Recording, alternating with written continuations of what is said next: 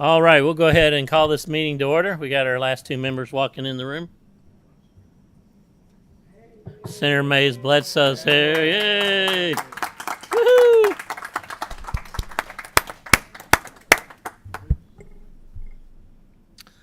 All righty. Madam Clerk, please call the roll. Senator Chambers Armstrong. Senator Elkins. Senator Harper Angel. Senator Mays Bledsoe. Senator McDaniel. Senator Storm. Senator Thayer. Senator Wheeler. Senator Williams. Senator Nemes. Present. Senator Mills. I'm here, and we have a quorum. And just a couple of reminders, make sure your cell phone's turned off, and when you're recognized to speak, if you can hit the button for the green light to come on your mics, that will help us with our recordings. We have two items on our agenda today, and the first item is Senate Bill 23. Our co-chair, Senator Mike Nemes, is here to present Senate Bill 23 as soon as he gets down to the table.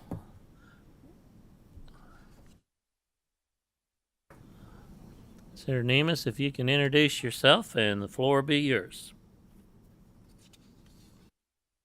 Thank you, Mr. Chair. I'm Senator Mike Nemes from Senate District 38, Bullitt County, in part of Southern Jefferson. All right, proceed. Well, we have Senate Bill 23. This is the third year we've had it. We pulled it back for a couple of years because it's a constitutional amendment and it's, they say, budgetary. So let me get started. As we help the working class with reducing the income tax, let us not forget the elderly on fixed income who have paid taxes their whole life. This bill will cap the property tax assessment when an owner turns 65 for their personal residence until they die, move, or with maybe a relative or a nursing home, or sell the home. It does not transfer to an heir. There is no loss in revenue caused by this bill, except that it'll cost to put a trivial amount on the ballot. And there is a fiscal impact, and it states that, although I think there's one wording part in there that is incorrect. It says that the fiscal impact of local government regarding revenue would be minimal due to the provisions of current law that provides for a revenue floor by utilizing a compensatory rate. The loss of revenue, there will be no loss of revenue. It would be a lower amount of an increase because this wouldn't kick in unless the assessments are higher, which brings more money to the tax funds anyway.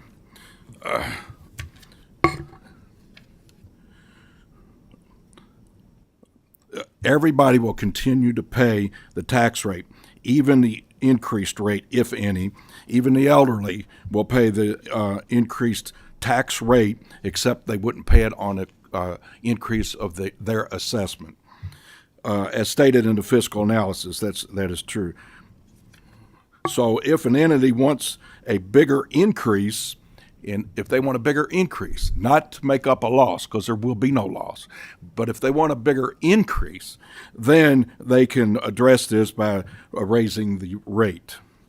And I'll give you an example of this because I've been told, well, we'll lose future revenue. Well, you might lose future revenue, but let me explain this out because it sounds like someone that just wants to tax everybody to eternity.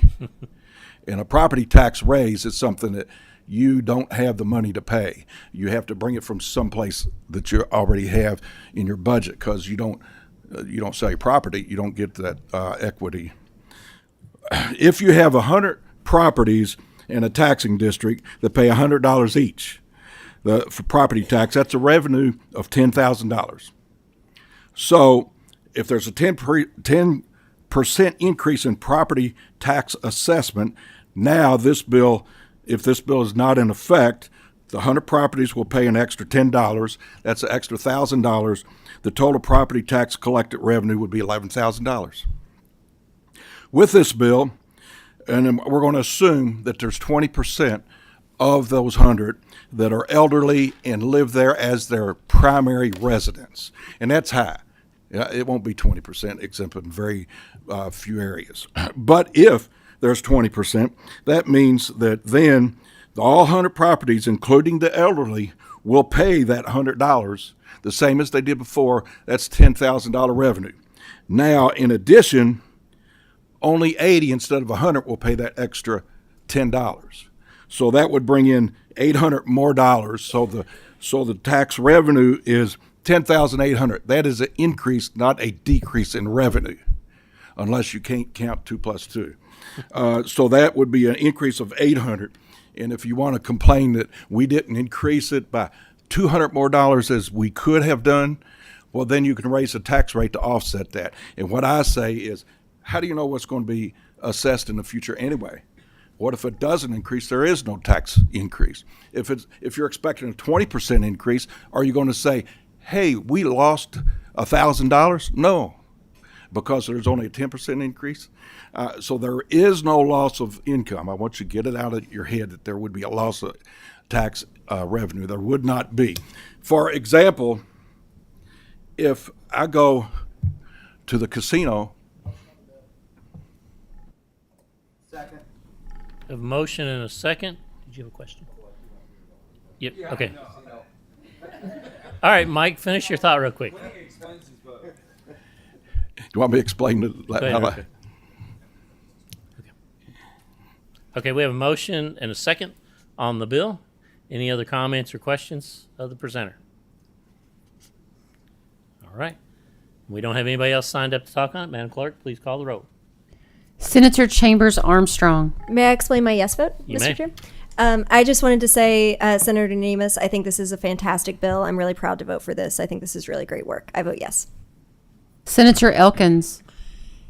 Aye. Senator Harper Angel. Explain my vote, Mr. President, Mr. Chairman. Yes, you may. Senator, as a 16-year PVA, I tried many times to do something about the homestead exemption, disability exemption as well. It's something that our seniors deserve, and I really hope that this passes and gets on the ballot and becomes fruition. Thank you for carrying it. Is that an aye vote? It is definitely an aye vote, sir. Yeah. Senator Mays Bledsoe. Senator McDaniel. Aye. Senator Nemus. Aye. Senator Storm. Aye. Senator Thayer. Senator Wheeler. Mr. Chairman, explain my aye vote. Yes, you may.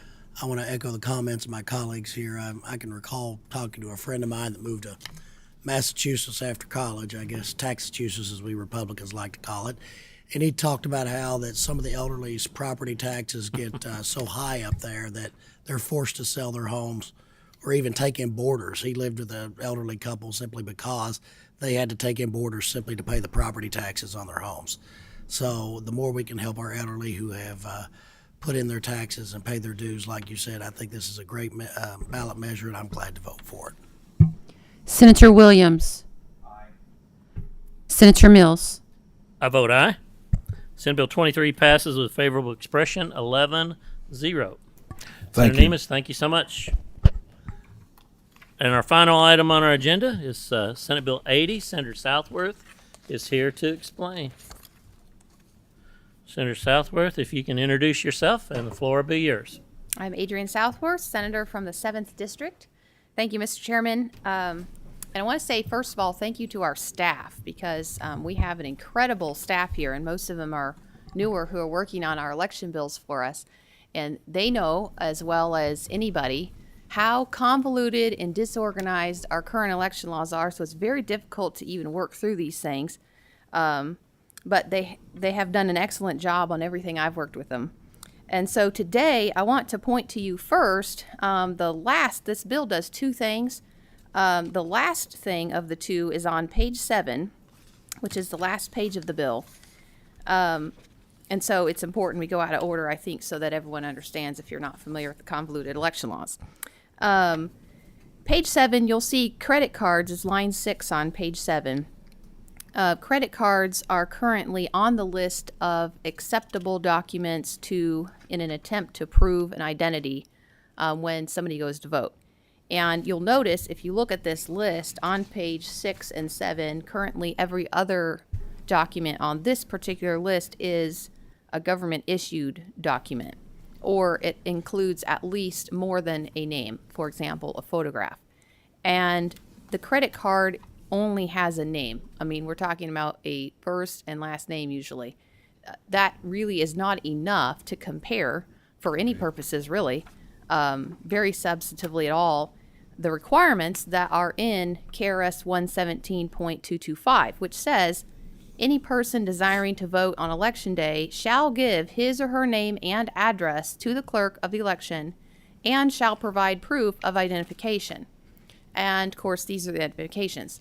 So what we're looking for when people go to vote is, do they actually live here? Do we think this is the person that's on our list? Secondly, Mr. Chairman. Everybody's making me president. You're today. not, Your Honor, either. I'm good. So page 3 is the second part of this bill that appears first. And you'll see on lines 5 through 9, this is the student ID. So these are the primary documents that we accept for identification, really without question, because we assume that, it's probably done well. As you will notice, again, on page 2 and 3, these are all, other than the student ID, these are all government-issued documents. People that have these government-issued documents have had to do things like, swear an oath. They have an ethics code if they're an employee. I mean, there's a lot of kind of surrounding stuff that goes around where we assume these people may be telling us the truth, and so we're going to accept it on its face. Student IDs are unique amongst this list because, first of all, there's no particular nexus to our state, and students actually have a right to absentee voting because they don't normally live in the same place where they legally reside when they're at school. So it's really getting weird when you have competing residence versus where you are living, and the student ID is absolutely not really appropriate for a primary source of ID. What a lot of people may complain about is, what if they don't have this, that, or the other? That is why we have the list, which I referred to you at the very beginning in page 7. There are ways to try to get your identity confirmed, but it certainly shouldn't be the first thing we go to. Mr. Chairman, I could certainly explain and answer any questions. We have a couple questions. Senator Chambers Armstrong has the first. Thank you, Mr. Chair. And thank you for being here today, Senator Southworth. I told you ahead of time I have some concerns about the bill. Help me understand where, the Board of Elections, the Secretary of State is on this, and what your conversations with them have been like, because my understanding is that the Board of Elections is not asking for this. I haven't heard the Secretary of State asking for this. I'm a little worried this is a solution in search of a problem. So help me understand what conversations you've had with the folks charged with administering our elections related to this bill. Sure. So there's actually a lot of pieces we could bring out on that. Back in 2020, when we passed this originally, I believe I was possibly sitting at this exact desk talking about how this bill really didn't do what I felt like people were intending for it to do. And at that time, I talked about the need for us to stick with and or expand or improve the existing voter ID that we have. That is, when you register to vote, you receive a card that says you're now registered, here's your precinct, and that is something that comes through the system of voting. All of these other IDs that were flying around may not necessarily indicate someone is either an eligible voter, a registered voter, or it's just not connected tightly enough to the actual act of registering and voting. But as our illustrious leader says, do not make the perfect the enemy of the good. So I am looking to try to improve the issues that we kind of, I feel like, almost created somewhat. Now, in the ideal world, all of the people that do everything could make their own decisions. But this is a government of 3 branches. So we're the ones that actually make the laws. Then the executive branch executes the laws that we have made. I am huge on institutional knowledge, but I also am huge on the separation of powers. So we decide what we want, and it's their job to do this. It's not their job to tell us how we need to do our job. And I feel like that's a big, important thing that people usually lose, because it's always ask the cabinet whatever they want. Well, why don't we just have them sit over here then? So, back in 2020, they didn't necessarily like the amendments that I was discussing, but I think it's been clear now this body's already passed the credit card provision somewhere, some chambers, I forget who all did it, maybe 2 years ago or so. We discussed it at that point. And, it's just becoming more and more, as people are becoming more and more aware of potential election loopholes. This is something we need to do. We wrote the laws in the first place. We're going to write them again, and they're going to follow them, and they'll be fine. If they had a problem with it yesterday, they'll be fine tomorrow. Senator Wheeler has a question. Yeah, it was just, maybe you can enlighten me on this. I don't know, but you struck a credit or debit card with the name of the voter, but you left a food stamp identification card, EBT card, or SNAP card. Do they have a photo on them? I was just trying to figure that out. I didn't think they did. You know what? This is a bill I've never filed. And in Maine, they require a photo, and I think that's a great idea. But currently, no. In Kentucky, it's not. And the reason why that's not struck out is because, if y'all really want, I could do a committee sub with what I think we need to really do on the ideal voter ID. But if we want to make tweaks, then we can just start there. But that is a government-issued card versus a credit or debit card, like literally comes in the mail from who knows where and who has it. And there are already, provisions out there on fraudulent uses and, having the wrong. So there are ways to track people down more specifically on government issued cards than there are on other random cards. Okay, you answered my question. Senator Thayer has a question. Thank you, Mr. Chairman. Senator Southworth had me until she called me illustrious. I thought she was talking about somebody else. I remember that day in 2020 when you came before this committee and opposed the excellent voter ID bill sponsored by the chairman, Senator Mills, and co-sponsored by me. I remember that day, and I'm very proud that we were able to get that passed. So I'm glad that you've seen the light and are trying to improve that bill. And I've always thought that these other forms of ID shouldn't be acceptable at the polls, and I think it's a good bill, very straightforward. I plan to support it, and I make a motion that it be reported favorably. Motion same shall pass. Second. We have a motion and a second. Any more questions? Madam Clerk, please call the roll. Senator Chambers Armstrong. May I explain my no vote, Mr. Chairman? You may. I am concerned, like I said, that this is a solution in search of a problem. I haven't heard any evidence that these forms of ID are more likely to be subject to fraud. I worry that by taking away a source of identification most often used by some of our more vulnerable residents who don't have access to some of these government-issued IDs that require folks to gather documents, they can be expensive, both in terms of time and money, that we're actually making it more difficult for folks to vote. So I'm a no vote, but appreciate you answering my questions. Senator Elkins. Aye. Senator Harper Angel. Senator Mays Bledsoe. Senator McDaniel. Aye.